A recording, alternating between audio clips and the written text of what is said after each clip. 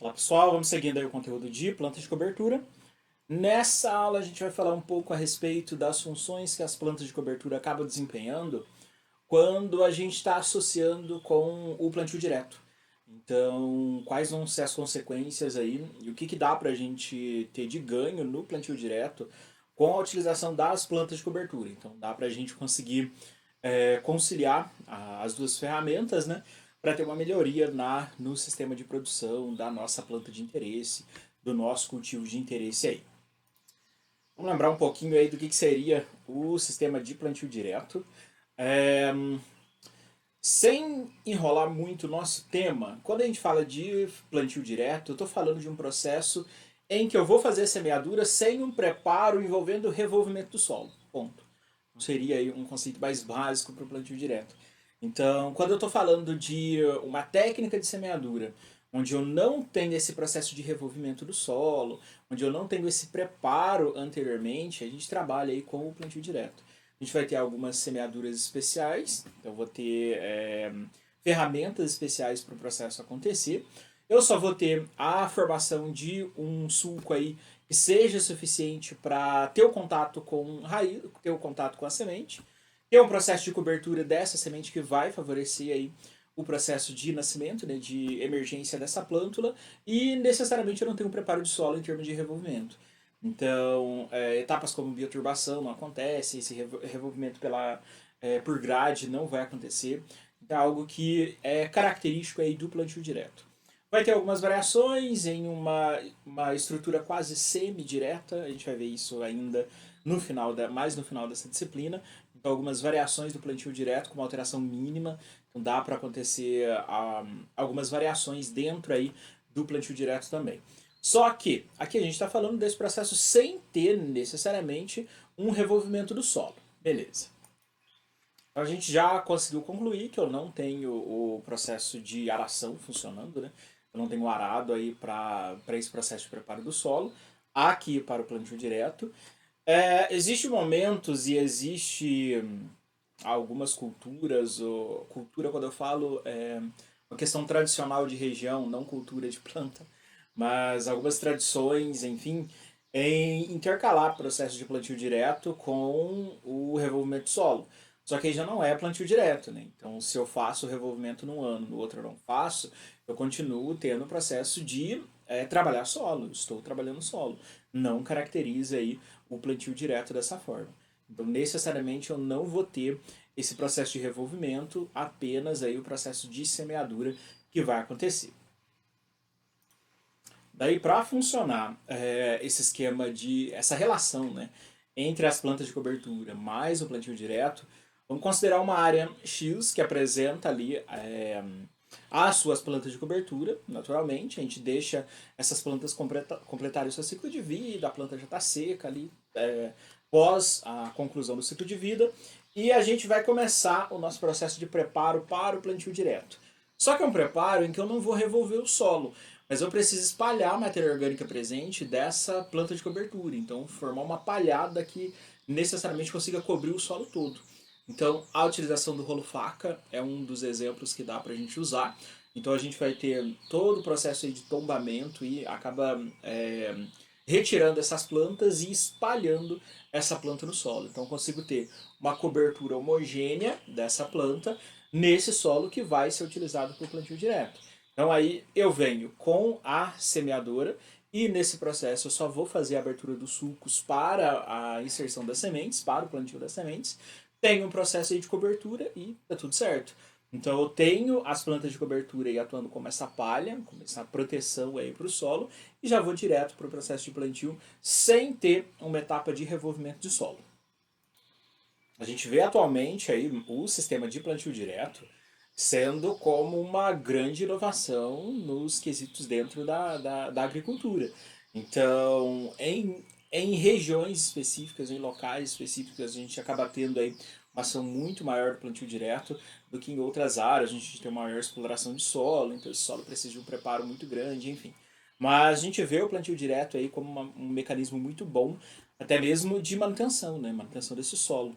Eu consigo aí manter a qualidade do solo, até mesmo recuperar a qualidade do solo, utilizando essa junção de planta de cobertura mais um sistema de plantio direto. Então eu consigo evitar algumas perdas que podem acontecer com o solo quando eu não tenho a utilização dessas duas ferramentas aí em conjunto.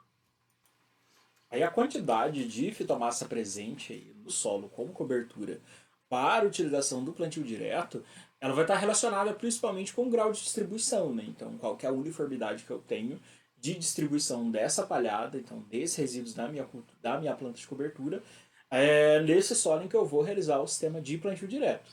Então, a gente tem valores de referências, mas a ideia é eu conseguir, nessa área que eu tenho de interesse, uma cobertura o mais homogênea possível aí para a gente conseguir avaliar. Então, momentos em que a gente não percebe ou que a gente não tenha uma cobertura total do solo ou uma distribuição homogênea aí, a gente consegue perceber a variação da produção. Então é algo que a gente precisa começar a pensar como um sistema mais homogêneo, né? Tentar deixar o mais uniforme, o mais homogêneo possível aí o sistema de distribuição dessa fitomassa que foi produzida aí pelas plantas de cobertura. Mas essa produção de biomassa, ela vai estar muito ligada para a gente com o tipo de planta que a gente está utilizando. Porque, de uma forma geral, já tenho as condições ambientais sendo capazes de influenciar no crescimento das plantas. Então, o crescimento já é influenciado por essas condições climáticas aqui. Então, eu posso ter alguma dificuldade no meu processo de produção de biomassa. Isso é algo que pode acontecer mediado por alterações climáticas. O que a gente percebe? E alguns grupos de plantas acabam se adaptando melhor, ou que acabam aí tendo um processo de desenvolvimento inicial melhor, como é o caso dos grupos de gramíneas, que conseguem aí, em relação às leguminosas, a ter um crescimento inicial mais acentuado. Isso acaba permitindo uma melhor plasticidade aí nesses ambientes, mesmo tendo essas alterações, mesmo eu conseguindo ter essas condições aí que não são tão adequadas para elas. Então, condições edafoclimáticas, tipo de solo, as variações físicas presentes no solo, as questões do bioclima, né? Então, que eu posso ter no microclima daquele local, daquela região, isso aí vai estar diretamente ligado com a taxa de desenvolvimento e a taxa de produção de fitomassa. Por enquanto, a gente já está sabendo que existe esse benefício da utilização aí das plantas de cobertura juntamente com o sistema de plantio direto. Tá.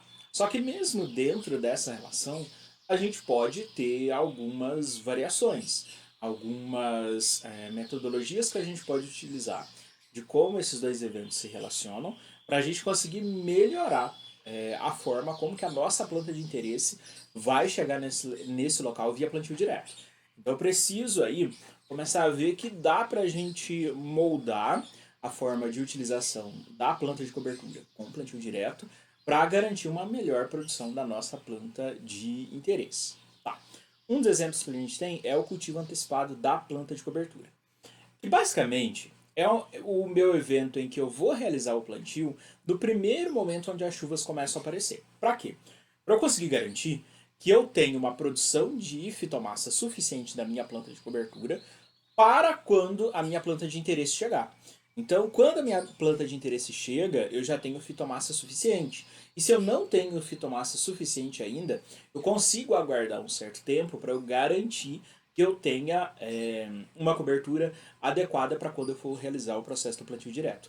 Então, é um mecanismo interessante aí, em que a gente consegue manipular pelo menos um pouco, né, o desenvolvimento dessas plantas. Então, eu consigo acompanhar o desenvolvimento do grupo, acompanho conjuntamente o crescimento para garantir uma fitomassa maior, mas eu consigo acompanhar esse desenvolvimento para garantir que quando eu for realizar o meu processo de plantio direto, a minha planta de cobertura já está no final da vida. Né? Então, ela já passou por todas as etapas de desenvolvimento e eu tenho uma produção de fitomassa alta.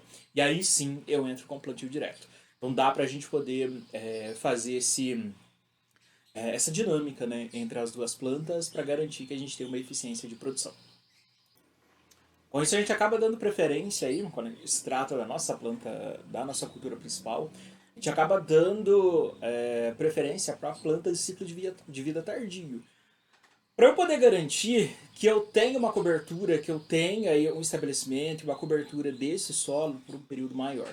Isso vai atrasar um pouquinho aí os processos de decomposição, então vai deixar isso um pouco mais tarde, então após a colheita eu vou ter esses eventos acontecendo e eu consigo garantir um maior período de cobertura e um maior processo de manutenção desse solo em momentos em que a mineralização talvez não seja tão boa. Então a gente consegue aí, com o controle desses dois grupos de plantas, permitir pelo menos, né, que o solo consiga ter uma manutenção adequada até a gente conseguir intensificar a taxa de mineralização juntamente com a decomposição, e aí eu tenho uma melhoria dessa qualidade do solo. Uma outra metodologia que a gente pode utilizar é o processo de sucessão. Nesse caso aqui, no evento anterior eu tinha uma abundância em chuva, né? Então começou a chuva, já ia com a planta de cobertura, se instalava, enfim. Aqui a gente vai considerar momentos ou regiões em que a chuva não é tão frequente. Então, se a chuva não é tão frequente, quando ela estiver presente é quando a minha planta de interesse precisa estar lá. Então, não vai dar para eu conseguir lançar a minha planta de cobertura anteriormente. Eu vou ter que lançar isso após a minha planta de interesse. E isso, ciclicamente, eu consigo ter uma melhoria de solo. Só que vamos pensar o seguinte: quando essa chuva começar, quando a gente começar a ter sinais dessa chuva, eu não vou poder utilizar uma planta de interesse com um ciclo de vida tardio. Eu vou ter que utilizar uma planta de interesse que apresenta um ciclo de vida rápido. Para eu dar a possibilidade de, quando eu fizer o meu processo de colheita aí, eu garantir que a minha planta de cobertura ainda receba alguma chuva, certo? Ou então que ela receba ainda água disponível no solo. Então é um processo de sucessão, onde uma planta aí vai ocupar o local da outra de uma forma rápida, necessariamente, só que eu estou limitado, certo? Eu estou limitado a um certo período onde eu vou ter água disponível. E é bem óbvio que as duas plantas de interesse aqui, tanto a de cobertura como a nossa do cultivo, precisam ser plantas que se comportam de uma forma positiva ao déficit hídrico. Porque elas podem passar por um período sem água. Elas podem passar por um período em que a chuva não vai estar presente, ou que não tem água disponível no solo. Então é um probleminha que pode acontecer. Então, nesse processo de sucessão, eu tenho esse plantio um pouco mais rápido e eu preciso dessas plantas com um ciclo de vida mais curto aí para garantir que elas consigam ter uma ação com a água, que elas consigam se estabelecer enquanto ainda tem água disponível. A gente já sabe dos benefícios, isso a gente já sabe. A gente já sabe quais são os benefícios que a decomposição vai trazer, em termos de ciclagem de nutrientes, de melhoria da CTC de solo, enfim. Então a gente já sabe quais são esses benefícios aí. E a gente sabe também o que ocasiona, o que pode impedir ou o que pode acelerar. Então, as variações climáticas é algo que pode acelerar a decomposição ou pode atrasar a decomposição. Então, outros componentes físicos aí do ambiente são capazes também de influenciar na taxa de decomposição, justamente porque influencia nos grupos de micro-organismos. Então, a decomposição vai ser influenciada aqui. Mas a taxa de decomposição, ela tende a ser variável, além de todos esses componentes que a gente acabou de falar. Então, mesmo que todos estes componentes sejam estáveis, que eles não sofram variação, não tenho variação de temperatura, não tenho variação de umidade, não tenho variação de pH, não tenho nenhum tipo de estresse que atrapalhe o desenvolvimento de micro-organismo. Então, mesmo que eu não tenha nada disso acontecendo, que está tudo estável, está tudo em uma condição ótima, eu ainda vou ter variação na taxa de decomposição, justamente pela composição do material que está sendo decomposto.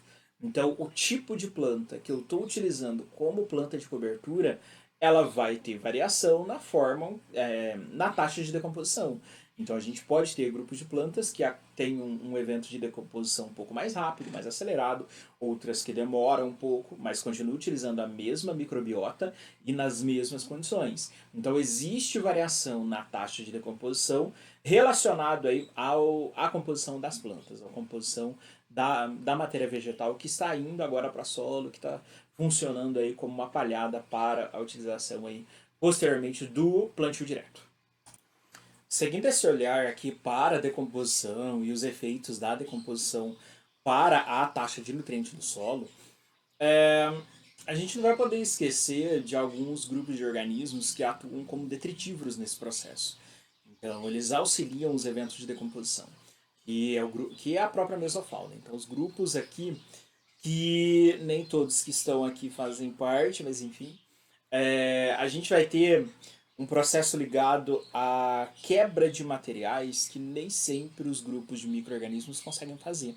Então, quebrar em partes menores para a gente conseguir ter uma ação de um controle melhor de umidade. Então, partes menores acabam tendo uma umidade um pouco melhor do que partes grandes, necessariamente que não estão em contato direto com o solo. Então, quando eu tenho esse evento de quebra desse material que é realizado pelos grupos de detritívoros, de animais detritívoros em geral, a gente consegue permitir aí que as condições da decomposição facilitem. Então, toda a relação de carbono e nitrogênio presente, que é uma das maneiras que a gente vai realizar para avaliar essa quantidade de palha, isso é uma relação que garante para a gente que eu tenha uma boa taxa de reintrodução. Então, eu tenho a boa taxa de decomposição funcionando nesse ambiente. Então eu preciso dessa relação para garantir que, independente de qual grupo está atuando como detritívoro, eu consiga favorecer o meu processo de decomposição, eu consiga fazer a decomposição necessariamente funcionar.